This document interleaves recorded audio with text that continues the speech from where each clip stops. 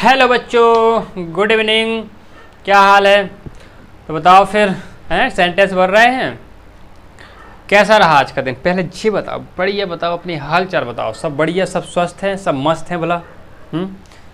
ये बताओ पहले, सब सही चल रहा है ज़िंदगी में? सब कुछ बढ़िया है? तो सब बढ़िया है तो फिर अपन आगे बढ़ लेते हैं, पढ़ाई लिखाई भी कर लेते हैं। अब देखो सब बढ़िया है तो जो फिर ज़िंदगी के जो काम है वो अपन कर लेते हैं। तो हमने कहाँ तक बात कर ली थी जो है, तो बताओ फिर। प्रेजेंट इंडेफिनेट अपना पूरा कंप्लीट हो गया था ना बच्चा? पार्टी हो गया था ना बच्चों? बताओ फिर, प्रेजेंट इंडेफिनेट टेंस जो अपना पूरा हो गया था, ठीक है।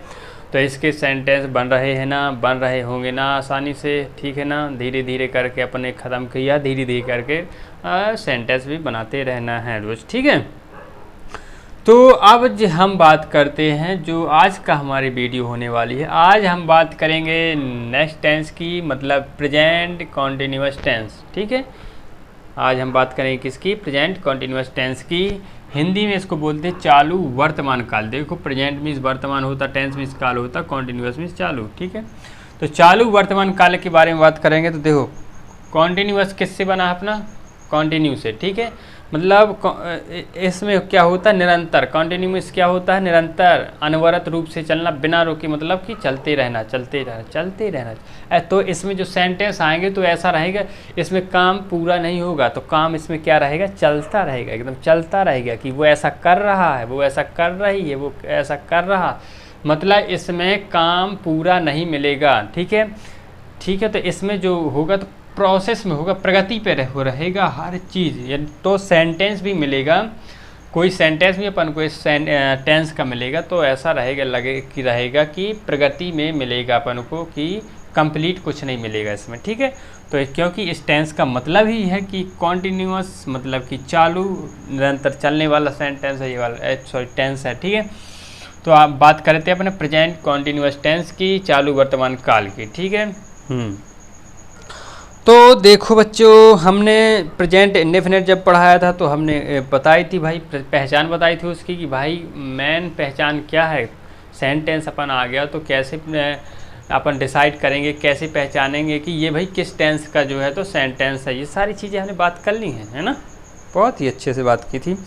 तो अब इसकी बात करते हैं, जो प्रेजेंट कॉन्टिन्यूअस टेंस है तो इसके बारे में जो बात करते हैं तो इसकी पहचान के बारे में बात करते हैं। पहचान के बारे में बात करते हैं तो पहचान क्या है? जिन वाक्यों के अंत में बस 3 शब्द, उसमें बताए थे अपन ने प्रेजेंट इंडेफिनिट में, तो 3 शब्द इसमें भी अपन को याद रखना है। कौन कौन से? कि जिन वाक्यों के अंत में रहा है, रही है और रहे हैं, बस इतनी चीज़ याद रखना है। जिन वाक्यों के अंत में रहा है, रही है और रहे हैं आदि शब्द आवे तो उसे हम प्रेजेंट कॉन्टिन्यूअस टेंस कहते हैं। बस पहचान अपनी क्लियर, सारे सेंटेंसों की पहचान हो गई समझो। बस 3 शब्द ही याद रखने वाले हैं। कोई भी सेंटेंस हो तो उसके लास्ट में हमें अगर रहा है, रही है और रहे हैं मिल रहा है तो वो कौन होगा? कॉन्टिन्यूअस टेंस होगा, कौन का? प्रेजेंट कॉन्टिन्यूअस टेंस होगा, ठीक है। बताओ बच्चे, समझ में आया? कहा बच्चों, बोलो यस और नो। समझ में आया? यस और नो आया ना? हाँ। तो ये फिर से देखेंगे कि लास्ट में अपना सेंटेंस के लास्ट में या वाक्य के लास्ट में क्या मिलेगा? रहा है, रही है और रहे हैं, बस 3 बस बात समाप्त है यहाँ तक, और बाकी पहचान अपनी हो गई। तो हमने बताया कि जो इसमें काम, इस टेंस में काम प्रोसेस में मिलेगा, मतलब प्रगति में मिलेगा। तो जैसे एक वाक्य अपन दे दें, जैसे राम बाजार जा रहा है, बस ऐसे ही सेंटेंस मिलेंगे। राम बाजार जा रहा है, ये है रहा है लास्ट में, तो ये प्रेजेंट कॉन्टिन्यूअस का हो जाएगा। और देखो राम बाजार जा रहा है, देखो जा रहा है, रास्ते में है ना, अभी पहुंचा नहीं है बाजार, ना घर से, ऐसा है कि घर में भी है ना, तो घर में है ना बाजार पहुंचा, वो रास्ते में है, प्रगति में है, जा रहा है बाजार, ठीक है। तो मतलब कि इस वाले सेंटेंस में कोई भी काम पूरा नहीं होगा, प्रगति में रहेगा, प्रोसेस में रहेगा, ठीक है। तो पहचान आपको पता चल गई सभी बच्चों को? कोई दिक्कत यहाँ तक? पहचान पता चल गई ना कि वाक्यों के अंत में रहा है, रही और रहे हैं, होने वाले हैं। कोई दिक्कत यहाँ तक? कोई दिक्कत बच्चे नहीं है ना? चलो अब इसके बारे में अपन हेल्पिंग वर्ब की बारी देख लेते हैं। हेल्पिंग वर्ब देखेंगे इसकी जो सहायक क्रिया है, सहायक क्रिया कौन सी हैं, यानी हेल्पिंग वर्ब यानी सहायक क्रिया कौन कौन सी हैं। पहली एज, दूसरी एम और आर, 3 सहायक क्रिया मिलेंगी।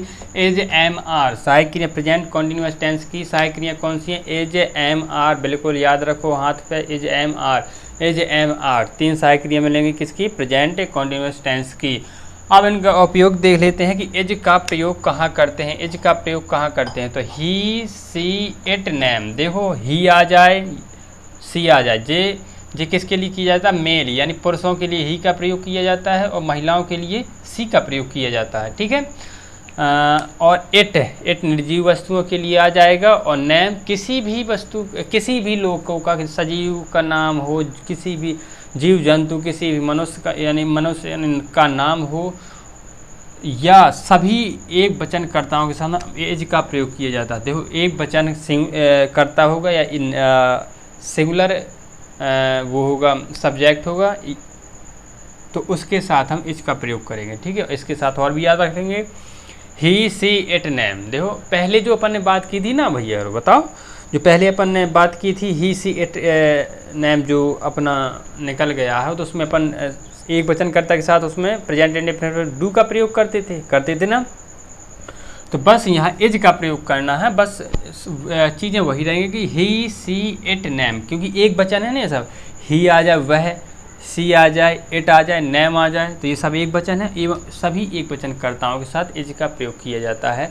तो हमेशा बच्चों याद रखना है, आंखें मीच के बिल्कुल दिमाग में बात बैठा लेना है कि एक वचनकर्ताओं के साथ एज का प्रयोग किया जाता है, ठीक है। एक वचनकर्ताओं के साथ एज का प्रयोग किया जाता है, ठीक है। और बाकी इनको याद रख लेंगे, अगर ही, सी, इट, नेम आ जाए और एक वचनकर्ताओं के साथ तो करना ही है, ठीक है।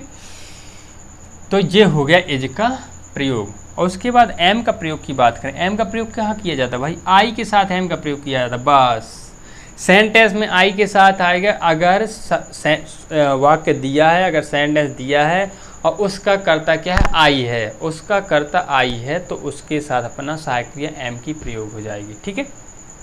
वाक्य कोई दिया है, उसका कर्ता अपना आई है, तो उसमें हम एम का प्रयोग करेंगे, सहायक क्रिया एम की यूज होगी। इतनी बात समझ में आई, फिर से समझो। अगर कोई वाक्य दिया हुआ है, उसका जो कर्ता है आई है, समझ रहे हो, तो उसमें हम क्या करेंगे, सहायक क्रिया एम का प्रयोग करेंगे, ठीक है। जैसे मान लो मैं बाजार जा रहा हूँ, अभी उदाहरण समझ रहे ना, जा रहा हूँ, ठीक है। देखो रहा हूँ ना, तो प्रेजेंट कंटिन्यूअस टेंस है, तो देखो मैं बाजार जा रहा हूँ, मैं काय माने होता, आई माने होता है मैं, तो भाई आई के साथ सहायक क्रिया कौन आ जाएगी, एम का यूज हो जाएगा, हमेशा याद रखना। समझ में आया, हमारी समझाने का मतलब है ये इधर, ठीक है। तो जहाँ भी कर्ता आई आए, उसके साथ हमारा एम का प्रयोग होना, बस ठीक है ना। आई बात समझ में बच्चों, आ गई ना, ठीक है।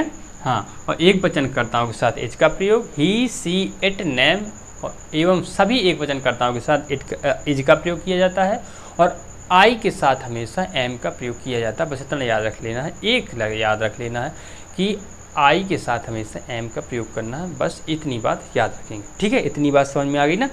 चलो आगे बढ़ते हैं, लास्ट आर का प्रयोग, ठीक है। तो आर का प्रयोग कहाँ किया जाता है, यू, वी, दे, ठीक है, इतना याद रख लेना। अगर कर्ता के स्थान पर यू आता है, या वी आता है, या दे आता है, ठीक है, और सभी बहुवचनकर्ताओं के साथ हमेशा आर का प्रयोग किया जाता है, तो हमेशा याद रखना है। पहली बात तो याद रख लेना, बहुवचनकर्ताओं के साथ आर का प्रयोग किया जाता है, ठीक है। बहुवचनकर्ताओं के साथ आर का प्रयोग किया जाता है, बस इतना याद रख लेना भैया। बहुवचनकर्ताओं के साथ आर का प्रयोग किया जाता है, और उसके साथ जो मेन शब्द इनको याद रख लेंगे, यू, वी और दे। अगर सब्जेक्ट के स्थान पर यू आता है, या वी आता है, या दे आता है, तो उनके साथ भी अपन आर का प्रयोग करेंगे। उदाहरण के तौर पर इधर समझ लेते हैं थोड़ा सा, ठीक है। जैसे तुम,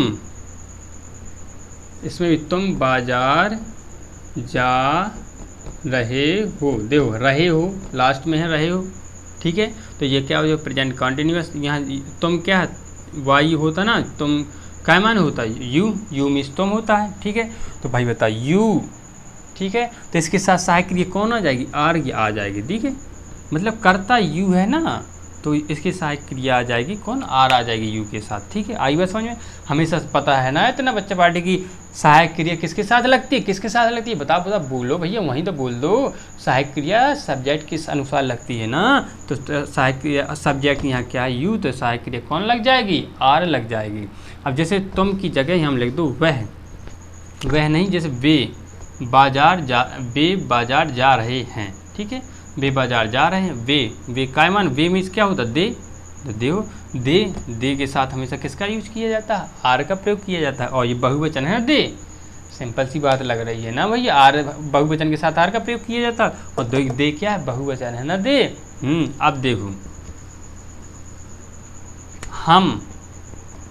हम बाजार जा रहे हैं, लो हम क्या मान होता है, वी, हम, ये भी तो बहुवचन है ना, वी के साथ हमेशा आर का प्रयोग करेंगे।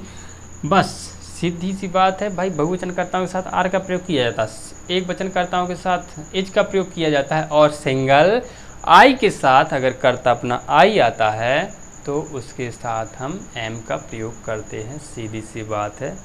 ठीक है, अगली बात समझ में। तो ये हमारी प्रेजेंट कॉन्टिन्यूअस टेंस की सहायक क्रिया थी सारी, इनका हमने उपयोग देख लिया है पूरा। यहाँ तक किसी भी बच्चे को डाउट है, नहीं है ना डाउट, बोलो सब समझ में आया, यस और नो, समझ में आ गया ना सब पूरा। ठीक है, हाँ।